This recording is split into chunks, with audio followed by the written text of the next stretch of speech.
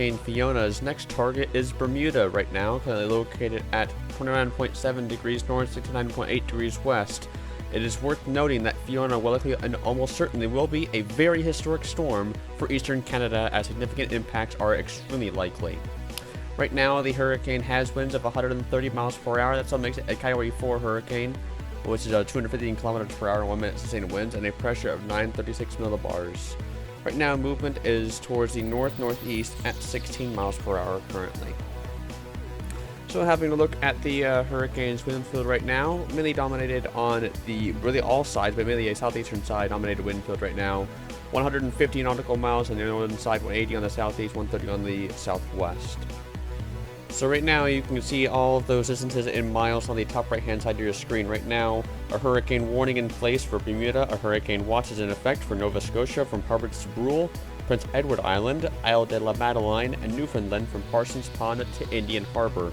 We also have a tropical storm watch which is in effect for St. Andrews, New Brunswick, west to Hubbard's, Nova Scotia, west of Brule, Nova Scotia to Cape Madeleine, Quebec, Anticosti Island, Sheldrake, Quebec to north of Parsons Pond and Newfoundland, West Bay Labrador to Hare Bay, also in Newfoundland, and Indian Harbor to St. Lawrence, once again in Newfoundland.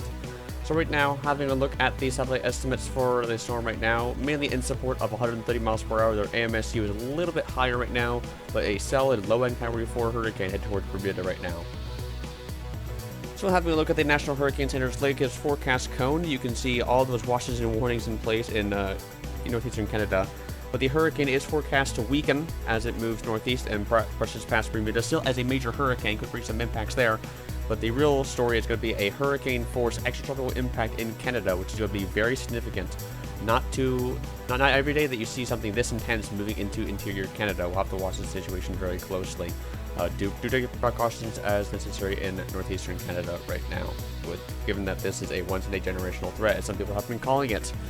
Sea surface temperatures right now are decreasing for Fiona, but are going to go back up a little bit as it goes into Canada, but it will be post-tropical transitioning as it goes into that. Sea surface temperatures are still favorable for the storm, though wind shear is going to be a rise, which is going to induce weakening on the circulation as it moves north.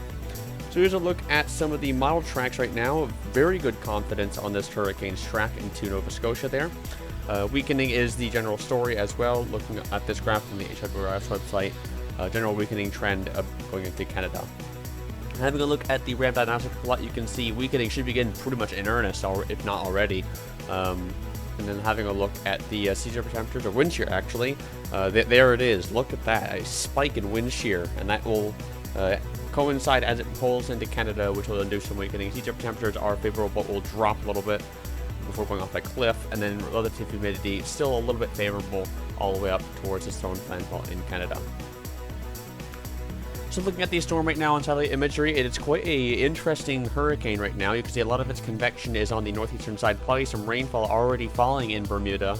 But this hurricane is around just about 24 hours away, if not less than that, probably close to 18 hours away from Bermuda, making us closest past that is. So impacts are certainly going to be felt.